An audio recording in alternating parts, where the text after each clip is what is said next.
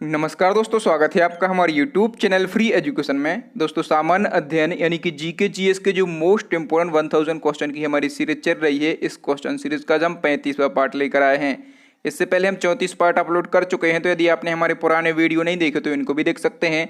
और आज के इस वीडियो लेक्चर में हमने जितने भी क्वेश्चन सेलेक्ट किए हैं, सारे के सारे क्वेश्चन इंपॉर्टेंट हैं, काफ़ी अच्छे लेवल के क्वेश्चन हैं। ये क्वेश्चन प्रीवियस कई एग्जाम में पूछे गए हैं और इन क्वेश्चन को हम बिल्कुल डिटेल में विथ एक्स्ट्रा फैक्ट के साथ में हल करेंगे, ताकि आपको याद करने की या फिर रटने की जरूरत ना पड़े।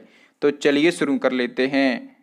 नंबर फर्स्ट क्वेश्चन है, भारत में वंदे मातरम नामक पत्रिका का प्रकाशन किसके द्वारा किया गया। तो दोस्तों, जितने भी क्वेश्चन इस वीडियो लेक्चर में लाया हूं, यदि आपको किसी भी क्वेश्चन का आंसर पता है तो वीडियो को पॉज करके अपना आंसर लगाएं। इसके बाद मैं आंसर बताऊंगा और क्वेश्चन के रिलेशन में जितने भी एक्स्ट्रा फैक्ट बन सकते हैं सभी को समझाऊंगा। इस प्रकार से क्या होगा, तो आप अपने जीके का आकलन भी कर सकते हैं कि आपने 25 में से कितने क्वेश्चन का सही आंसर दिया, और जो क्वेश्चन है उनके बारे में एक्स्ट्रा फैक्ट भी आपको पता चल जाएंगे। ठीक है, तो वंदे मातरम नामक जो पत्रिका है, इसका प्रकाशन किया था अरविंद घोष ने। ठीक है, ये वंदे मातरम पत्रिका है और इसका प्रकाशन जो है कब किया गया था, तो इसका प्रकाशन 1905 में किया गया था। ठीक है, किस भाषा में इसका प्रकाशन किया गया था, तो अंग्रेजी भाषा में इसका प्रकाशन किया गया था। ठीक है, और ये अरविंद घोष हैं, ठीक है, जो कि इसके संस्थापक थे। और यहाँ से एक और फैक्ट पूछा जाता है कि जो वंदे मातरम राष्ट्रगीत है, ठीक है, ये किसने लिखा, तो वंदे मातरम राष्ट्रगीत जो है बंकिम चंद्र चटर्जी के द्वारा लिखा गया था। ठीक है, दोनों फैक्ट आपको याद रखना है। नंबर सेकंड क्वेश्चन है, कौन सा संगठन सालाना ग्लोबल जेंडर गैप रिपोर्ट तैयार करता है और रिलीज करता है। तो ये जो ग्लोबल जेंडर गैप रिपोर्ट है, ये हर साल जो है वर्ल्ड इकोनॉमिक फोरम तैयार करता है और रिलीज करता है। तो इस क्वेश्चन का डी ऑप्शन सही हो जाएगा। ठीक है, वर्ल्ड इकोनॉमिक फोरम, इसको शॉर्ट में क्या बोलते हैं, इसको शॉर्ट में WEF बोलते हैं। ठीक है, और इसकी स्थापना कब हुई थी, तो 1971 में इसकी स्थापना हुई थी। ठीक है, और WEF का हेड क्वार्टर कहाँ पर है, तो स्विट्जरलैंड में इसका हेड क्वार्टर है। ठीक है, स्विट्जरलैंड के जेनेवा में इसका हेड क्वार्टर है। नंबर थर्ड क्वेश्चन है, poverty and un-British rule in India पुस्तक के लेखक कौन थे। तो देखिए, ये पुस्तक है poverty and un-British rule in India, इसके लेखक थे दादा भाई नेहरू। तो इस क्वेश्चन का ए ऑप्शन सही हो जाएगा। ठीक है, और यहाँ पर बात हुई है दादा भाई नेहरू से, तो इनसे कुछ और क्वेश्चन पूछे जाते हैं। तो क्वेश्चन पूछा जाता है कि grand old man of India यानी कि भारत का वयोवृद्ध पुरुष किसको कहा जाता है, तो दादा भाई नेहरू जी को कहा जाता है। ठीक है, और दूसरा क्वेश्चन ये पूछा जाता है कि भारत में राष्ट्रीय आय का सबसे पहले आकलन किसने किया था। तो भारत में राष्ट्रीय आय का सबसे पहले आकलन किया था दादा भाई नेहरू जी ने। तो ये दो एक्स्ट्रा फैक्ट भी आपको याद रखना है। चलिए नेक्स्ट क्वेश्चन देख लेते हैं, निम्न में से स्वतंत्र नामक समाचार पत्र के संस्थापक कौन थे। तो स्वतंत्र नामक समाचार पत्र जो था, इसके संस्थापक थे मोतीलाल नेहरू। तो इस क्वेश्चन का डी ऑप्शन सही हो जाएगा। और इस समाचार पत्र का प्रकाशन कब किया गया था, तो इसका प्रकाशन किया गया था 9 फरवरी 1919 को। ठीक है, 9 फरवरी 1919 को इसका प्रकाशन इलाहाबाद में किया गया था। नेक्स्ट क्वेश्चन है, आ नेशन इन मेकिंग पुस्तक के लेखक कौन थे। तो आ नेशन इन मेकिंग पुस्तक जो है, इसके लेखक थे सुरेंद्र नाथ बनर्जी। तो इस क्वेश्चन का ए ऑप्शन सही हो जाएगा। ठीक है, ये पुस्तक है और इसके लेखक थे सुरेंद्र नाथ बनर्जी। और जो सुरेंद्र नाथ बनर्जी हैं, इन्होंने एक पत्रिका का प्रकाशन किया था, उस पत्रिका का नाम भी पूछा जाता है। तो बंगाली नामक पत्रिका का प्रकाशन किसने किया था, सुरेंद्र नाथ बनर्जी ने ही किया था। नेक्स्ट क्वेश्चन है, यदि दो आदमी चंद्रमा की सतह पर बातचीत करते हैं तो वे क्या नहीं कर सकते, तो वे जो हैं एक दूसरे की आवाज़ नहीं सुन सकते। तो इस क्वेश्चन का सी ऑप्शन सही हो जाएगा। ठीक है, देखिए, यदि दो आदमी चंद्रमा की सतह पर बातचीत करते हैं तो वो एक दूसरे की आवाज़ नहीं सुन सकते। क्यों नहीं सुन सकते, क्योंकि जो ध्वनि है, ठीक है, ध्वनि के चलने के लिए एक माध्यम की ज़रूरत होती है। ठीक है, और चंद्रमा पर वायुमंडल नहीं है। नेक्स्ट क्वेश्चन है, वित्त आयोग का एक चेयरमैन और, तो देखिए, जो हमारा वित्त आयोग, जो हमारा फाइनेंस कमीशन होता है, उसमें एक चेयरमैन होता है। ठीक है, उसमें एक चेयरमैन होता है और 4 क्या होते हैं, अन्य सदस्य होते हैं।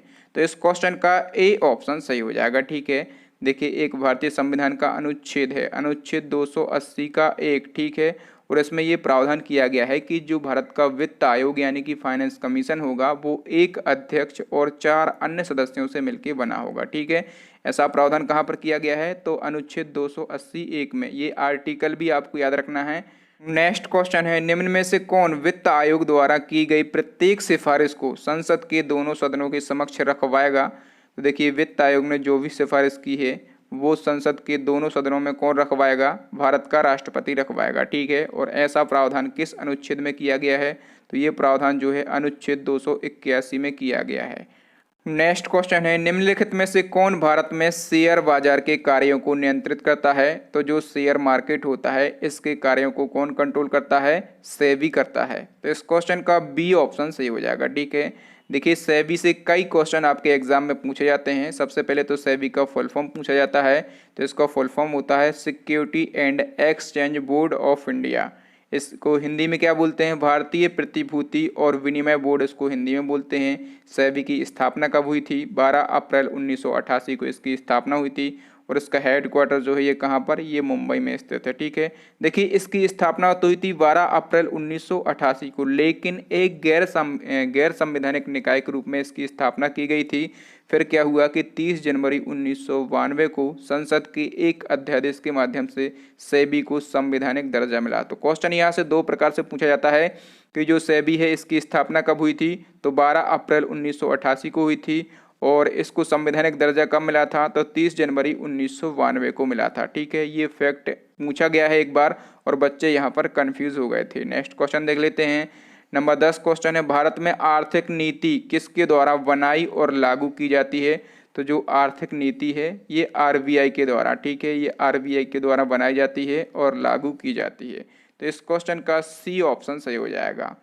नेक्स्ट क्वेश्चन है, राज्य का कार्यकारी अध्यक्ष या फिर संवैधानिक प्रमुख कौन होता है? तो देखिए राज्य का कार्यकारी अध्यक्ष या फिर संवैधानिक प्रमुख राज्यपाल होता है। तो इस क्वेश्चन का बी ऑप्शन सही हो जाएगा। देखिए एक अनुच्छेद है, ये आपको याद रखना है, अनुच्छेद 154(1), ठीक है। और अनुच्छेद 154(1) में कहा गया है कि राज्य की कार्यपालिका शक्ति किसमें निहित होगी? राज्यपाल में निहित होगी, ठीक है। नेक्स्ट क्वेश्चन है, कांच में से गुजरने पर प्रकाश के किस रंग की गति धीमी होती है?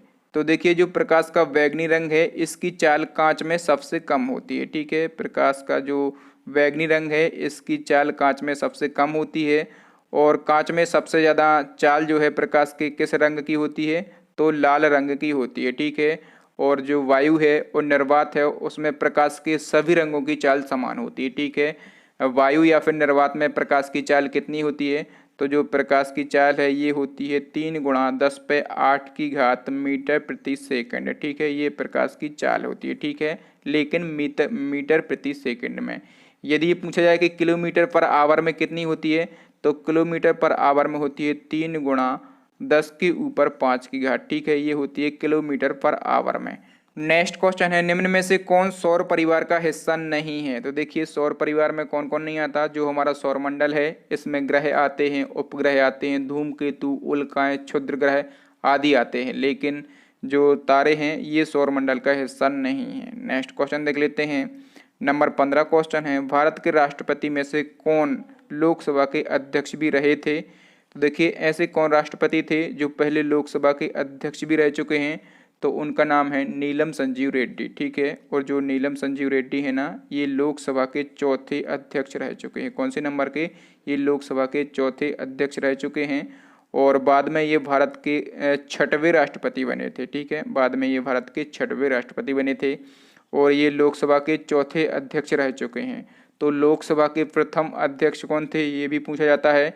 तो जो जीवी मावलंकर हैं, ठीक है, जो जीवी मावलंकर हैं ये लोकसभा के प्रथम अध्यक्ष थे। जीवी मावलंकर का पूरा नाम क्या है? गणेश वासुदेव मावलंकर इनका पूरा नाम है। नेक्स्ट क्वेश्चन देख लेते हैं। नंबर 16 क्वेश्चन है, किस स्वतंत्रता सेनानी ने महात्मा गांधी को पहली बार राष्ट्रपिता कहकर संबोधित किया था? देखिए उनका नाम था सुभाष चंद्र बोस। तो इस क्वेश्चन का सी ऑप्शन सही हो जाएगा। सुभाष चंद्र बोस ने 4 जून 1944 को, कब? 4 जून 1944 को सिंगापुर रेडियो से एक संदेश प्रसारित करते हुए महात्मा गांधी जी को पहली बार राष्ट्रपिता कहकर संबोधित किया था, ठीक है। और क्वेश्चन ये भी पूछा जाता है कि जो महात्मा गांधी जी हैं, ठीक है, जो महात्मा गांधी जी हैं इनको महात्मा की उपाधि किसने दी थी? तो इनको महात्मा की उपाधि दी थी रविन्द्रनाथ टैगोर ने। ये भी आपको याद रखना है। नेक्स्ट क्वेश्चन है, निम्न में से किसने रविन्द्रनाथ टैगोर को महान प्रहरी यानी कि दी ग्रेट सेंटिनल कहकर संबोधित किया था? तो रविन्द्रनाथ टैगोर को महान प्रहरी कहकर संबोधित किया था महात्मा गांधी जी ने। तो इस क्वेश्चन का डी ऑप्शन सही हो जाएगा, ठीक है। और देखिए जो रविन्द्रनाथ टैगोर हैं इनको गुरुदेव रविन्द्रनाथ टैगोर कहा जाता है। ठीक है, तो रविन्द्रनाथ टैगोर को गुरुदेव की उपाधि किसने दी, ये क्वेश्चन भी पूछा जाता है। तो इनको गुरुदेव की उपाधि ये भी महात्मा गांधी जी ने ही दी थी। तो दोनों बातें आपको याद रखना है। चलिए नेक्स्ट क्वेश्चन देख लेते हैं। नंबर 18 क्वेश्चन है, ऐतिहासिक विक्टोरिया पार्क जिसे अब जंग ए आज़ादी पार्क भी कहा जाता है, ये कहाँ पर स्थित है। तो ये जो विक्टोरिया पार्क है इसको जंग ए आज़ादी पार्क भी कहा जाता है। ये मेरठ में स्थित है। ठीक है, और मेरठ कहाँ पर है, ये उत्तर प्रदेश में है। नेक्स्ट क्वेश्चन है, न्यू कैसल बंदरगाह विश्व का सबसे बड़ा कोयला निर्यातक बंदरगाह है, ये किस देश में स्थित है। तो ये जो न्यू कैसल बंदरगाह है ना, ये ऑस्ट्रेलिया में स्थित है। ठीक है, और ये विश्व का सबसे बड़ा कोयला निर्यातक बंदरगाह है और ये जो है 792 हेक्टेयर भूमि में फैला हुआ है। और यहाँ पर बात हुई है ऑस्ट्रेलिया की। ठीक है, तो ऑस्ट्रेलिया की राजधानी क्या है, कैनबरा। कैनबरा जो है ये ऑस्ट्रेलिया की राजधानी है। और ऑस्ट्रेलिया की मुद्रा क्या है, तो ऑस्ट्रेलियन डॉलर जो है यहाँ की मुद्रा है। नेक्स्ट क्वेश्चन देख लेते हैं। नंबर 20 क्वेश्चन है, अवध के किस नवाब ने बड़ा इमामबाड़ा बनवाया था। ठीक है, तो जो बड़ा इमामबाड़ा है ना, इसका निर्माण करवाया था असफ उद दौला ने। तो इस क्वेश्चन का ए ऑप्शन सही हो जाएगा। ठीक है, और इसका निर्माण कहाँ करवाया था इन्होंने, तो इसका निर्माण जो है इन्होंने लखनऊ में करवाया था। कहाँ पर, लखनऊ में करवाया था। और कब करवाया था, तो 1784 में करवाया था। ठीक है, और जो असफ उद दौला हैं ये अवध के कौन से नंबर के नवाब थे, तो ये चौथे नंबर के नवाब थे। नेक्स्ट क्वेश्चन है, अंग्रेजों के विरुद्ध खान अब्दुल गफ्फार खान के द्वारा निम्न में से कौन सा आंदोलन प्रारंभ किया गया था। तो खान अब्दुल गफ्फार खान ने अंग्रेजों के विरुद्ध लाल कुर्ती अभियान शुरू किया था। तो इस क्वेश्चन का बी ऑप्शन सही हो जाएगा। और देखिए जो खान अब्दुल गफ्फार खान हैं इनको सीमांत गांधी, ठीक है, इनको सीमांत गांधी या फिर इनको फ्रंटियर गांधी के नाम से जाना जाता है। ठीक है, फ्रंटियर गांधी या फिर सीमांत गांधी के नाम से इनको जाना जाता है। नेक्स्ट क्वेश्चन है, निम्न में से कौन सी बीमारी दिल से संबंधित नहीं है। तो इन डिसीज में से कौन सा ऐसा डिसीज है जो कि हार्ट से रिलेटेड नहीं है। तो हम एक एक करके देख लेते हैं। जो एंजुरिज्म है ये दिल से संबंधित बीमारी है। जो कार्डियोमायोपैथी है ये भी दिल से संबंधित बीमारी है। जो मायोकार्डियल रप्चर बीमारी है ये भी दिल से संबंधित है। लेकिन जो डिप्थीरिया है ये दिल से संबंधित बीमारी नहीं है। तो इस क्वेश्चन का डी ऑप्शन सही हो जाएगा। तो डिप्थीरिया जो है ये कहाँ से संबंधित है, तो ये गले से संबंधित बीमारी है। ठीक है, गले से संबंधित बीमारी है। नेक्स्ट क्वेश्चन देख लेते हैं। नंबर 23 क्वेश्चन है, बांग्लादेश की तलीय सीमा किसके साथ मिलती है। तो जो बांग्लादेश है इसकी तलीय सीमा जो है ये भारत और म्यांमार के साथ में मिलती है। तो इस क्वेश्चन का बी ऑप्शन सही हो जाएगा। नेक्स्ट क्वेश्चन है, जंग रहित लोहा बनाने में प्रयुक्त होने वाली महत्वपूर्ण धातु कौन सी है। तो देखिए जंग रहित लोहा यदि आपको बनाना है तो उसमें क्रोमियम धातु को मिलाया जाता है। ठीक है, किस धातु को, क्रोमियम धातु को मिलाया जाता है। और कितने परसेंट क्रोमियम धातु मिलाई जाती है लोहे में, तो 18% मिलाई जाती है। ठीक है, और ये जो मिश्रण तैयार किया जाता है इस मिश्रण को क्या कहा जाता है, इसको स्टेनलेस, ठीक है, इसको स्टेनलेस स्टील कहा जाता है। नंबर 25 क्वेश्चन है, निम्न में से किसको लोकनायक के रूप में जाना जाता है। तो लोकनायक के रूप में किसको जाना जाता है, जयप्रकाश नारायण को जाना जाता है। तो इस क्वेश्चन का सी ऑप्शन सही हो जाएगा, जयप्रकाश नारायण। ये कौन थे, तो ये भारत के फेमस स्वतंत्रता सेनानी एवं राजनेता थे। ठीक है, और यहाँ पर बात जयप्रकाश नारायण की हो गई है तो दो फैक्ट आपको यहाँ से याद रख लेना है।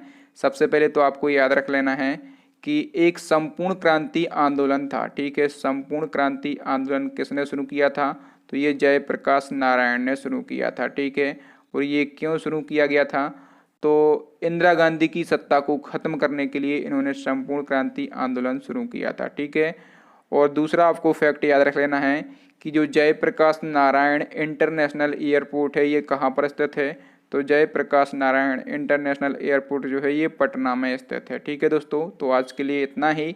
अब नेक्स्ट एंड लास्ट क्वेश्चन है आपके लिए चैलेंजिंग क्वेश्चन है जो कि हम पूछते हैं हमारे प्रीवियस वीडियो से। भारत के राष्ट्रपति पर महाभियोग चलाने के लिए कम से कम कितने दिन पूर्व उसे सूचना देना अनिवार्य है। ठीक है, आपके लिए 4 ऑप्शन दिए गए हैं। और दोस्तों मैंने जो भारत के राष्ट्रपति हैं इनके महाभियोग पर प्रीवियस वीडियो में डिटेल से बताया था। तो यदि आप चाहें तो महाभियोग के ऊपर जो कि राष्ट्रपति पर लगाया जाता है, उसके बारे में कुछ एक्स्ट्रा फैक्ट भी लिख सकते हैं। तो थैंक यू दोस्तों, वीडियो देखने के लिए बहुत बहुत धन्यवाद। आपको वीडियो कैसा लगा ईमानदारी से कमेंट करके ज़रूर बताएं, और यदि आपको वीडियो अच्छा लगा हो तो प्लीज़ वीडियो को लाइक करें और कम से कम अपने 5 दोस्तों के साथ इस वीडियो को शेयर करें। देखिए, वीडियो बनाने में मैं बहुत ही ज़्यादा मेहनत करता हूँ, लेकिन आजकल जो है बहुत ही कम लाइक आ रहे हैं, बहुत ही कम व्यू आ रहे हैं। तो आपको केवल 2 चीज़ें करना है, एक तो वीडियो को लाइक करना है और दूसरा वीडियो को शेयर करना है। ठीक है, शेयर करने से क्या होगा, बहुत ज़्यादा लोग इस वीडियो को देखेंगे और मुझे भी मोटिवेशन मिलेगा अंदर से, मेरे अंदर से और मेहनत करने का मन करेगा। ठीक है, तो मैं आज आपसे सपोर्ट मांग रहा हूँ, प्लीज़ मेरा सपोर्ट करें, वीडियो को शेयर करें और चैनल को सब्सक्राइब कर लें, साथ में दबा लें बेल आइकन।